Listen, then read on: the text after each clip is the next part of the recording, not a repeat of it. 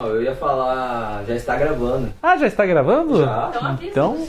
Não posso avisar, porque daí ele vai falar alguma merda e agora ele não vai mais falar, porque ele sabe que tá gravando. Eu não sou entendeu? você, Mário. Eu tenho compromisso com a zoeira. Eu geralmente deixo gravando aqui e fico uns segundinhos ali, né?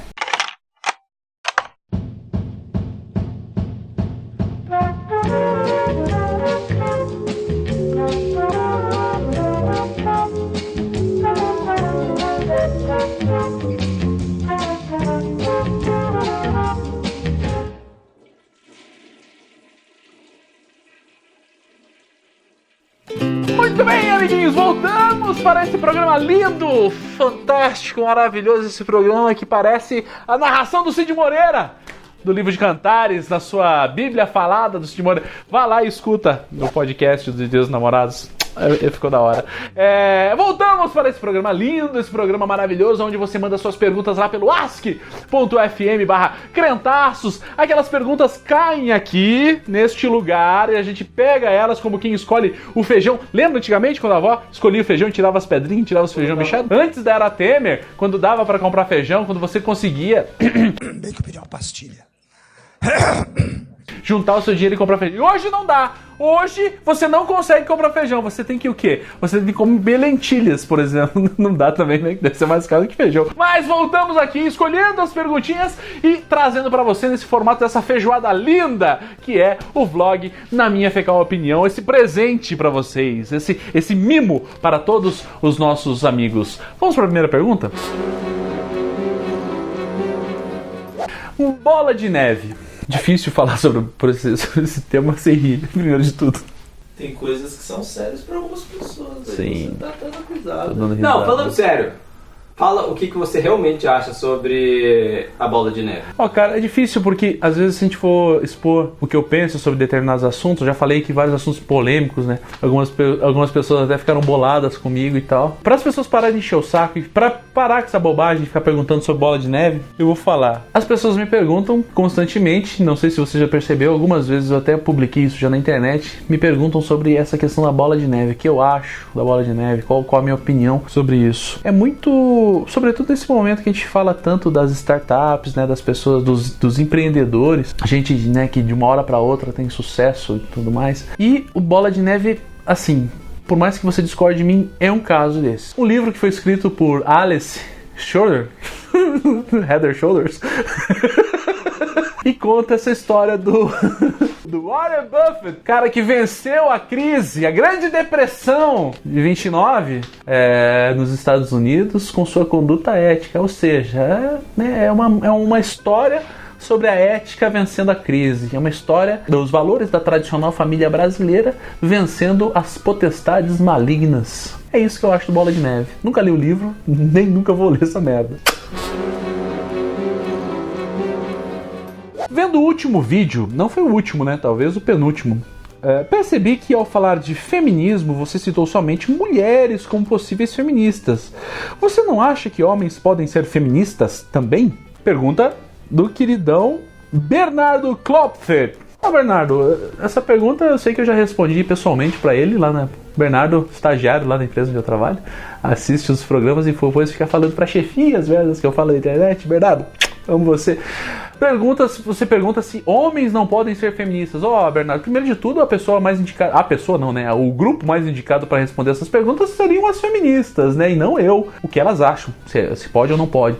Mas se você pergunta a minha fecal opinião sobre o tema, primeiro de tudo a gente tem que entender que o feminismo não é um grupo, né, monolítico, né? Que todas as mulheres que estão envolvidas na militância feminista pensam da mesma maneira. Existem vários grupos distintos, grupos com valores até que se opõem em alguma instância. E um dos pontos talvez seja esse. Existem grupos, eu não sei se a maioria ou a minoria, pelas mulheres que eu conversei, que acham que homens podem sim ser feministas. Homens podem se autodenominar feministas e tudo mais. Existem outros grupos que dizem que não. Só mulher pode ser feminista, homem não pode. Porque para alguns grupos elas vão compreender que feminista é justamente a mulher que se compreendeu nesse processo opressor do patriarcado e tudo mais. Um homem, qualquer homem não pode ser feminista porque ele não consegue se identificar como isso, porque o homem não sofre opressão, né? Não diretamente, talvez pode até sofrer opressão no sentido, o homem não chora, aquela coisa toda, mas diretamente violência, aquela coisa toda, o homem não sofre, né? Nesse sistema. Outros grupos vão entender que feminista é quem é pró-feminismo. Então alguns grupos vão dizer que homem não pode ser feminista, pode ser só pró-feminismo, e outros vão dizer que tanto faz, é só uma questão terminológica.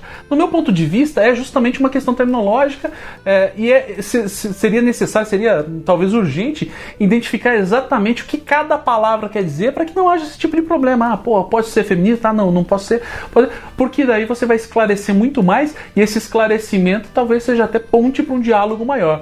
Mas você deveria entrar num Facebook da vida aí, entrar no grupo de feministas e falar: garotas, homens podem ser feministas ou não? Mas se ele entrar num grupo, vai ser ele feminista liberal que... Não num grupo, numa página, talvez. Um grupo não. Entra numa página, então, não no grupo. E pergunta pra elas. Alô, Bernardo. Cristiano, qual o significado da cruz? Você acredita que a Igreja Católica está errada em usá-la como símbolo de adoração? E por que as igrejas evangélicas não usam? Forte abraço, Eric Camargo. A igreja evangélica não usa Jesus crucificado na cruz. Mas bem observado. Eu não identifiquei isso aqui, mas... Primeiro de tudo, como já foi salientado entre alguns colegas aqui da comissão ética do Na Minha Fecal Opinião, modernamente as igrejas evangélicas não usam cruz como símbolo. Mas tradicionalmente já se utilizaram, sim. Inclusive, o que acontece é que a Igreja Católica se utiliza do crucifixo, que é a imagem do Cristo crucificado, e as igrejas evangélicas tradicionalmente usam apenas a cruz. O que é o símbolo? O que simboliza a cruz? A cruz simboliza talvez o ápice máximo da história de Cristo, o ápice máximo da história da redenção do homem com Deus, o momento que o próprio Deus, encarnado homem, se entrega pela vida dos homens pecadores, seres humanos. E daí você fala assim pra mim, você acha errado que a Igreja Católica utilize a cruz como símbolo de adoração? Bom, adoração, acho complexo. Eu não sou católico, e quando eu era católico eu não tinha essa perspectiva de fazer essa análise teológica das coisas, mas se é adoração, no meu ponto de vista protestante, eu acho que é um erro. Mas eu não acredito, pelo menos os meus amigos católicos que tenho, que eles usem a cruz, o símbolo da cruz, como objeto a ser adorado. Eles usam a cruz como um símbolo da sua condição de cristão. Ou seja, você carrega aquela cruz, você ostenta aquela cruz no corpo para que você seja identificado pelos outros como cristão. Isso é o que acontecia lá na igreja mais primitiva possível, depois do período da perseguição, né, talvez. Você precisava de uma identificação. E por que se identificar como cristão? Justamente para que os valores do cristianismo pudessem ser expressos a partir da tua vida, a mesmo que as pessoas não te conhecessem, aquela coisa toda. Eu acho que seja errado usar a cruz. Eu tenho uma cruz no meu pescoço, que não está aqui agora. Eu utilizo e não tenho nela nenhum símbolo de adoração. Se um dia eu perder ela, eu vou na loja e compro outra. Não tem nenhuma pegada errada. Que eu sou rica! Eu sou rica! E os meus amigos católicos que usam também estão na mesma linha. E você tá aí vendo esse programa no YouTube? Tá vendo no YouTube? Já assinou o canal, claro, né? Não precisa nem falar isso. Então por que você não aproveita e vai lá no www.crentaços.com.br e lá você vai encontrar, além desses vídeos maravilhosos que estão aqui, vai encontrar podcasts. 2 podcasts. Tem 2 pelo menos até agora, tem 2. Pode ser que apareça mais daqui a pouco. Tem 2, o Pod Crente, esse já tradicional podcast, esse que já é abrilhantando a podosfera cristã brasileira há tantos anos. E você tem também o filhote mais novo da nossa linhagem de podcast, o Teologia de Boteco. E é óbvio, você tem também textos, vários textos espalhados por lá, vários assuntos distintos de pessoas com as opiniões mais distintas possíveis por lá. Então acessa lá www.crentaços.com.br e conheça todo esse material. Barba, somos justificados apenas pela fé? Pergunta do Hugo Batista. Porra, Hugo, essa é uma boa pergunta, hein, meu filho? Uma pergunta que não me permite sair pela tangente, essa pergunta. Não me permite dar uma resposta superficial, Hugo. Somos justificados apenas pela fé? Eis o ponto. né? Porque o próprio Lutero, um valor clássico da Reforma Protestante, somos justificados pela fé. A pergunta que você faz é apenas pela fé? Bem, na perspectiva luterana, sim, apenas pela fé. É a única coisa que nos justifica, é a fé, e todas as outras coisas são... Mas vamos falar agora sobre esse ponto. O que nos justifica é a fé? Veja, na minha leitura protestante do texto bíblico, eu leio que a minha justificação está em crer, está na fé, no Cristo ressurreto e tudo mais. Outras culturas religiosas podem até ter outras abordagens acerca de como você vai... Outras abordagens soteriológicas, mas a nossa justificação é apenas na fé. Mas aí isso pode levar a uma mentalidade equivocada, a mentalidade que apenas crer em Deus já resolve todos os meus problemas. E aí mora o perigo, meu irmão. É aí que a onça bebe água, como diria meu amigo Mário. É aí que tá o problema. O que foi, cara? Eu nunca falei isso, cara. Mas é uma frase que facilmente você falaria, cara. É aí que a onça bebe água, por quê? Porque você acredita, bom, então beleza, se eu creio em Deus, tá tudo resolvido, posso fazer qualquer coisa, posso viver qualquer vez, foda-se. Mas não, ser justificado pela fé, e primeiro de tudo, o crer em Deus não é acreditar na existência da pessoa de Cristo historicamente, porque a partir de, sei lá, de uma busca histórica, você poderia tentar ou não reconhecer a existência do Cristo de fato, aquele homem, filho de José e Maria e tudo mais. Crer em Deus é outra coisa, não é ter essa prova da existência dele.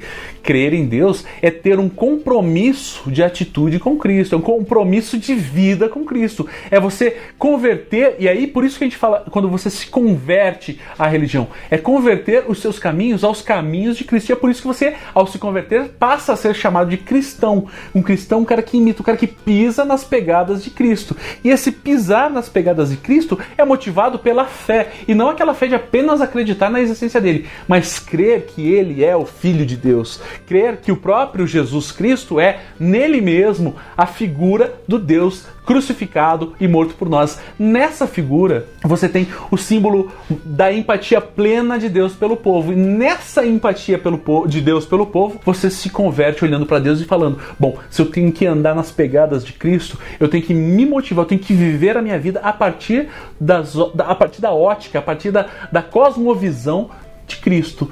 Isso é talvez a nossa justificação. Isso é olhar para a sua própria vida e não mais colocar os seus interesses acima de tudo, mas os interesses do próprio Cristo. Viver uma vida convertida, se tornar então um pequeno Cristo, se tornar um cristão. Se tornar um cristão é, antes de tudo, não é acreditar na existência de Deus, porque tem muita gente que acredita em Deus e foda-se, mas é se converter, viver uma vida como se você fosse a esperança, se você fosse o Cristo que o mundo ainda não viu. Então essa é a nossa justificação. Ser justificado não é acreditar apenas e tão somente. Ser justificado é converter a sua vida ao Cristo.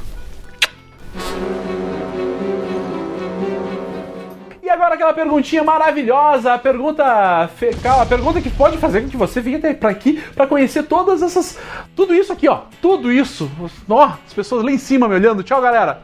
Amo vocês. Pode ser que você venha pra cá se a sua pergunta for considerada a mais merda de toda a temporada. Será que você é capaz? Fica aí o desafio. Será que você é capaz de largar tudo e viver um ano vivendo apenas com $1 viajando pra lá? Ou será que você poderia fazer a pergunta mais merda de todas e vir pra cá para nos conhecer? Não com $1 só, você vai precisar de muito mais do que mas isso pra vir pra cá. Se você vier aqui, a gente vai te dar $1. É uma promessa do Eu Jonathan. tô prometendo. Jonathan tá prometendo. Jonathan tá dizendo que vai te dar $1 se você fizer a pergunta mais merda de todas. Mas é $1 mesmo? Ou você vai dar o equivalente em reais? Você vai na casa de câmbio? Só pode escolher, eu dou o poder da escolha. Porra, algum programa faz isso por você? Eu acho que não. A pergunta é? O que você faz quando não tem nada para fazer? De Gabriel Rangel Sepúlveda. Gabriel Rangel Sepúlveda. Seus pais erraram por não rimar os 3 nomes. Como que seria o sobrenome? Gabriel Rangel Sepúlvedel.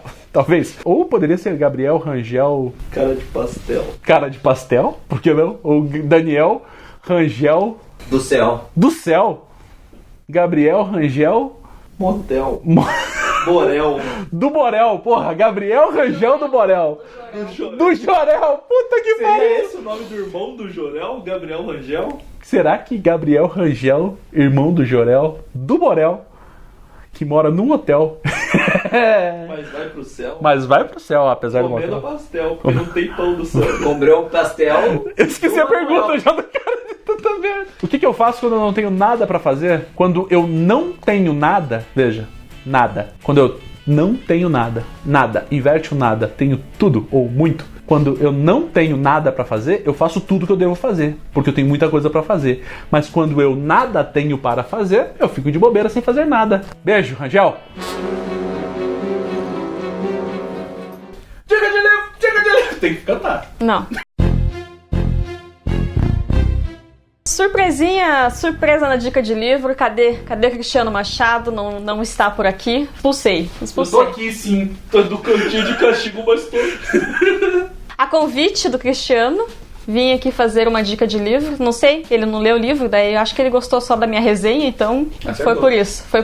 E o livro em questão é o Olga, a biografia da Olga Benário Prestes, do Fernando Moraes. Eu li esse livro faz uns 2 meses já. Eu não tinha visto o filme, então foi bem legal ter lido o livro, porque eu não tinha visto o filme, eu não sabia de fato como as coisas na vida da Olga, porque o filme feito no Brasil é inspirado nessa biografia aqui. A Olga foi uma menina comunista, né? Alemã, judia e comunista, na época de Hitler. Meus alunos ficaram impressionados, falaram, só faltava ser negra e gay pra completar o combo da menina. Cigana, né? Que daí ela não seria judia. Mas enfim, ela foi uma menina, foi uma grande membro do Partido Comunista, ela cresce dentro da Alemanha nazista, ela começa a fazer oposição ao regime fascista que tá crescendo, ela cresce, ela ascende a grandes cargos dentro do partido russo, de fato, assim, ela vai pra Rússia, ela faz treinamento militar. E lá na Rússia ela é convocada a ser uma guarda-costas, porque ela era uma das mulheres mais bem treinadas que existia dentro do partido. Ela é convidada a ser guarda-costas do Luiz Carlos Prestes, que tinha sido líder da coluna Prestes nos anos 20 aqui no Brasil, e viria para cá com o aval do Partido Comunista Soviético para tentar um golpe militar no Brasil. Eles acabam se apaixonando e tudo mais, e o golpe é fracassado, né? A gente não vive numa ditadura, apesar do que dizem. Só que a história dela é muito impressionante. Em vários momentos, assim, eu não sou uma pessoa muito adepta ao socialismo, à ideologia. Eu acho que em todos os momentos em que ela foi aplicada, ela foi falha, porque o homem é falho e é o homem que está aplicando essa ideologia. Mas em muitos momentos do livro eu ficava muito triste de, porra, sabe, olha os ideais que essas pessoas estão defendendo e a gente não conseguiu mais justiça social no mundo nesses quase 100 anos. A gente não melhorou a condição da população carente e essas pessoas morreram, foram torturadas, morreram, afim, e não conseguiram, sabe, não alcançaram, assim, tinham ideais tão bonitos e no final o fascismo ganhou e a gente tá na merda até hoje, assim. Mas é muito bonito ver a forma como as pessoas se defendem, como as pessoas do partido são amigas. Quando a Olga tá presa, as pessoas se mobilizam porque ela tá grávida do Prestes, então já tem gente tricotando roupinha de bebê, tem gente dando, sabe, a médica pede receita de remédio pra ela toda semana, a família de outras pessoas, de outros presos trazem coisas pra Olga, porque ela era uma menina sozinha, né, o Prestes estava preso, a mãe dele não morava no Brasil, então ela não tinha simplesmente nenhum contato, então as pessoas do partido a abraçam como uma grande heroína que ela era e como uma mulher sozinha, grávida na cadeia, então ela tem esse cuidado. E ela vira uma puta referência, assim, ela vira uma puta heroína na Alemanha também, tipo, na Alemanha Oriental, né, quando a gente tem a divisão da Alemanha depois da Segunda Guerra Mundial, ela é um ícone, ela é uma estrela, assim, tem trocentos escolas com o nome dela, rua com o nome dela, bairro, enquanto que aqui no Brasil, e ela não é brasileira, mas ela teve uma história relevante no Brasil, a gente sabe pouquíssimo dela, assim, não se estuda na escola, a gente não vê dessa menina, e quando muito se fala a mulher do Luiz Carlos Prestes, mas ela era muito mais foda que ele, desculpa, tipo, ele fez coisas fodas, mas porra, ela era uma menina que com 15 anos tava batendo nos camisas, não lembro qual da cor que é a polícia hitleriana, ela tá brigando na rua contra fascista, assim, com 15 anos, sabe, e o Prestes, tipo, era um militar, ele aprendeu tudo sendo homem nos anos 20, 30, lutando, mas ela é uma mulher que é um exemplo, assim, e tanto que por ter sido uma mulher que perdeu a filha, né, o Hitler tira a filha dela e no começo ela não sabe que foi pra avó, ela vira um ideal de uma mãe que sofreu também as agúrias do nazismo, assim, então é muito foda o livro, eu chorei em vários momentos com a história dela, mas vale a pena a leitura.